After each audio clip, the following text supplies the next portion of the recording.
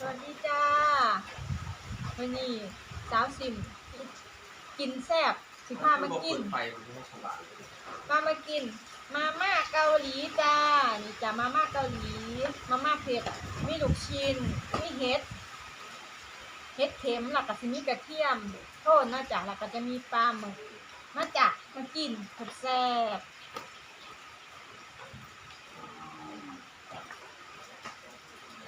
จ้าวันนี้บรรยากาศดีฝนตกตั้งแต่เมื่อคืนน้องมาหั่นนี่เศร้าตกอยู่มาจ้าเปียกหมดฝนตกแฉะไปทางไหนกับว่าได้คล้องกับไปท้าย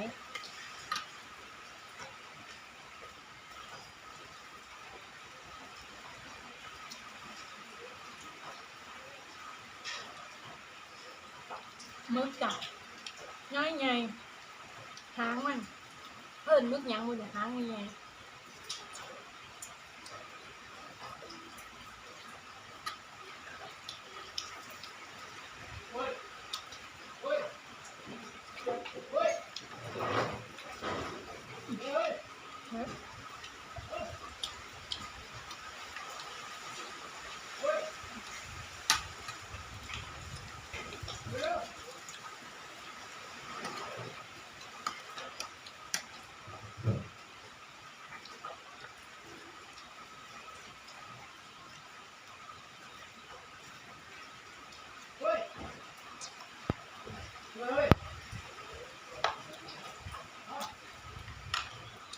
เตรียมต้ม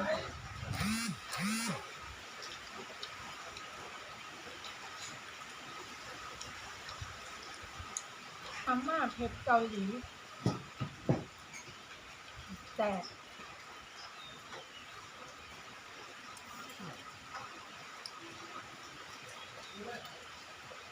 ถ้า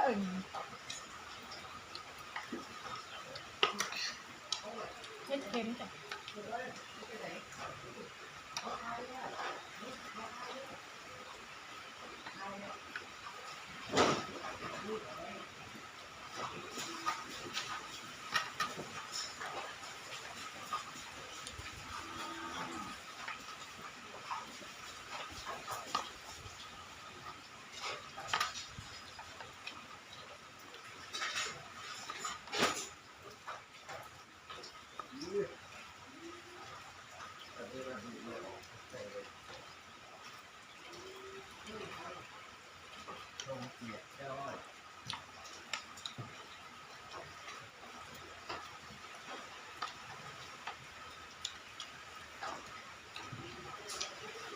เผ็ดป่ะครับ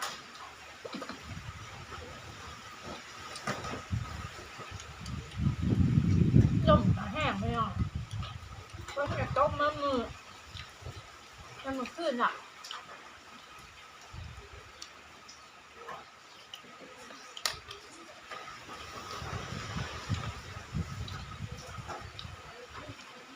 หนาว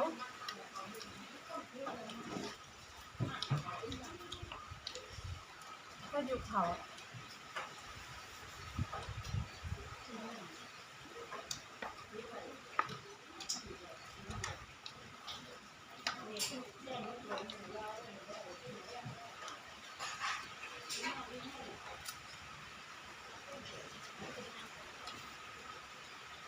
อยู่มืดตอนยังไง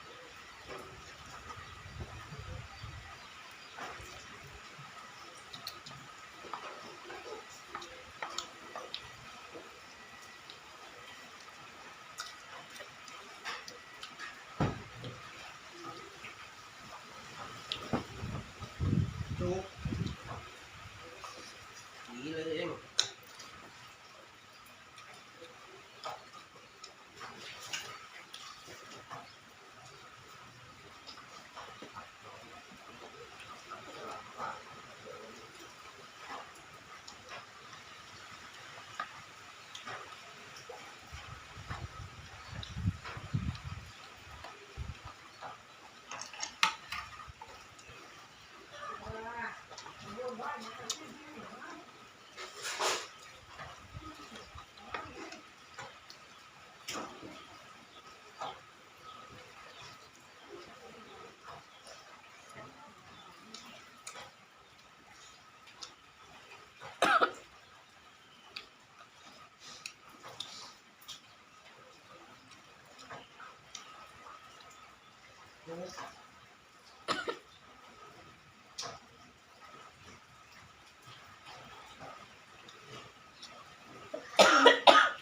ินเผ็ดยำแหนอันยำน่ะ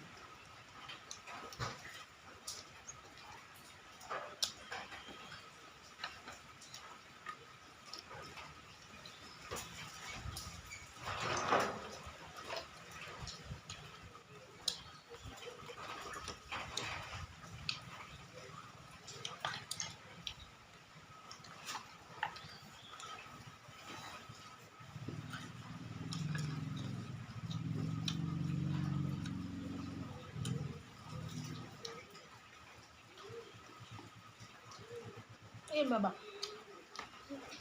อีมือเผ็ดเผ็ด บอกแล้วว่ามันเผ็ด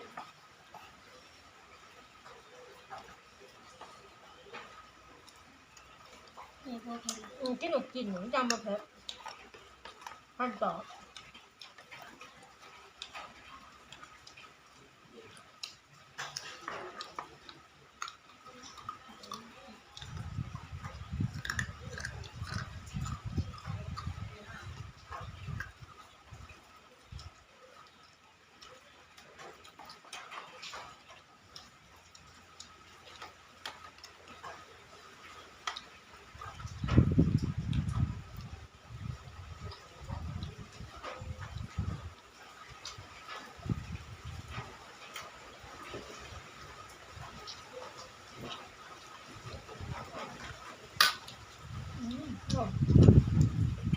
ร่ม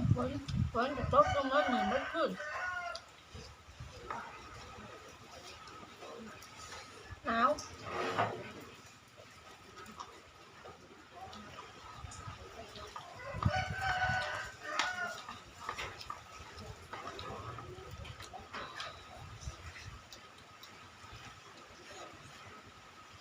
มันมีเพชรที่สูไปหอดใส่หน้าจ่า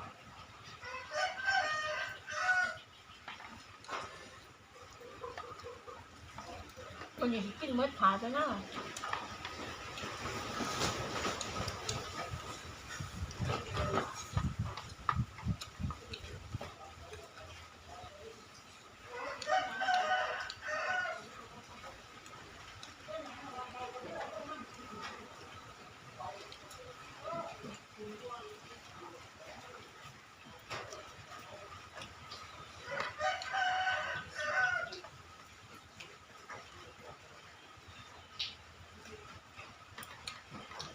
เมื่อกันเหนื่อยมันเหนื่อ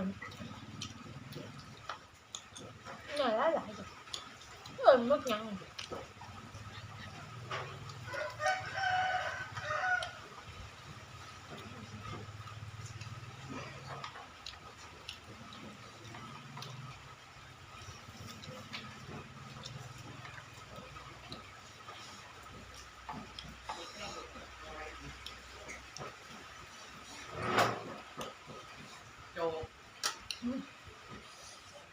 แม่เพชรลูก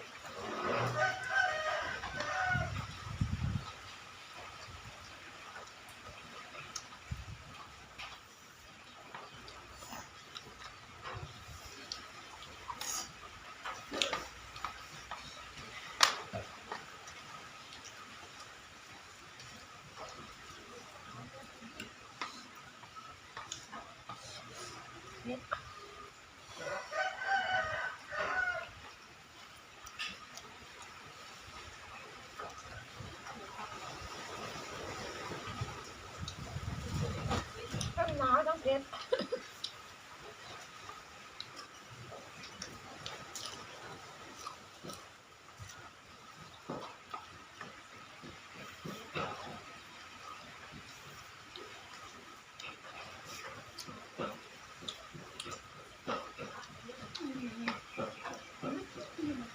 เห็นแล้ว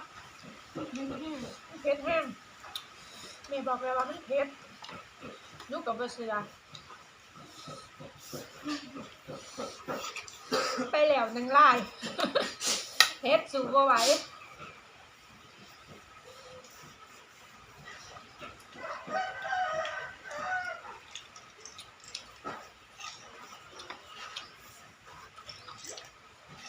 หนาวหนาวกับหนาว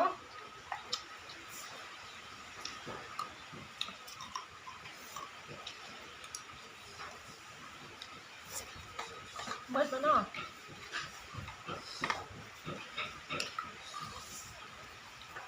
แซ่บยุ่มนเผ็ด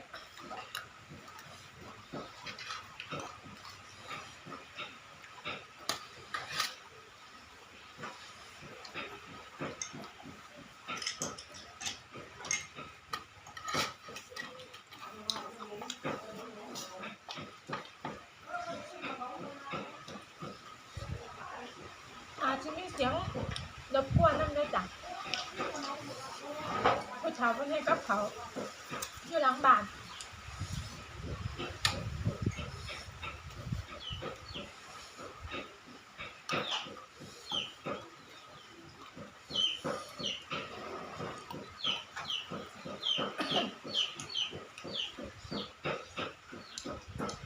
ไก่กับพ่อแม่บังดู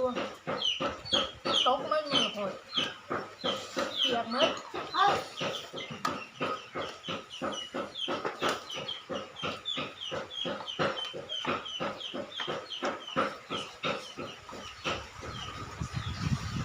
หนาว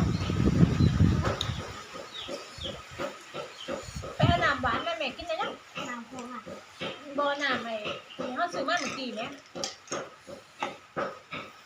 เอามาแก้เผ็ดแน่นี่เผ็ดแห้ง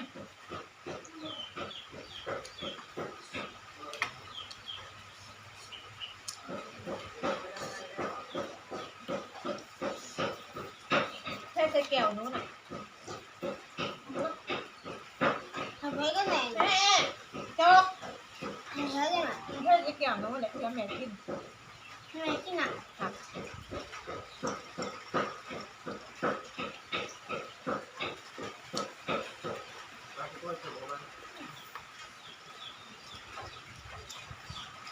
ข้างในตรงนี้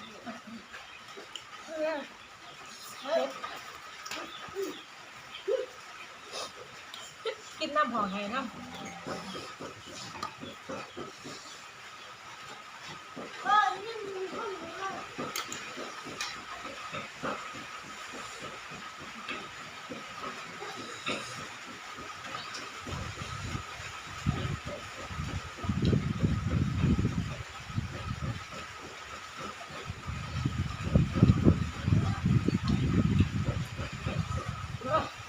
เหมือนมันออกมันมี2ห่อพี่น้องจนปากแดงมันปากเป็ดเลยเป็นแง่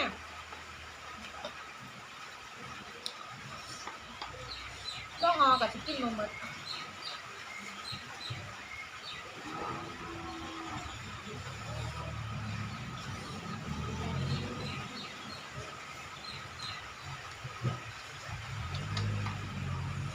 เผ็ดเผ็ด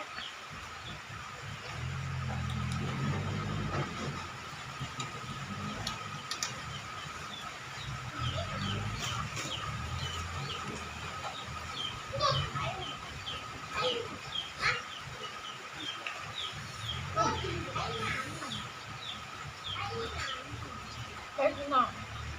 ไม่หลาย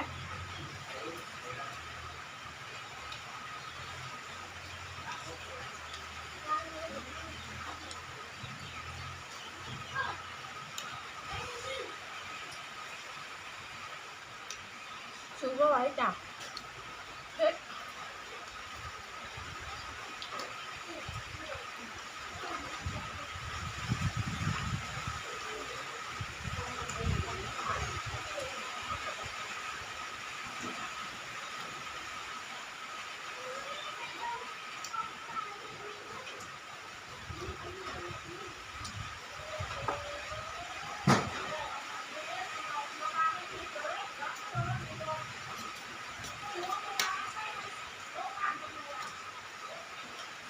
หมึกก็เหลือ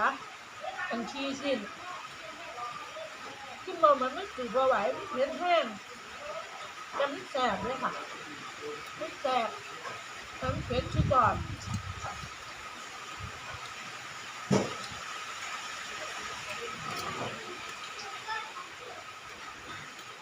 เพราะว่าข่อยก็บอกมากินเผ็ดจังได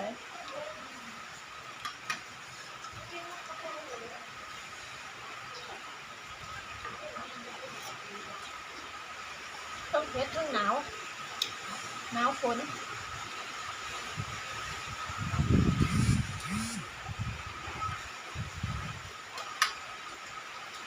ตาย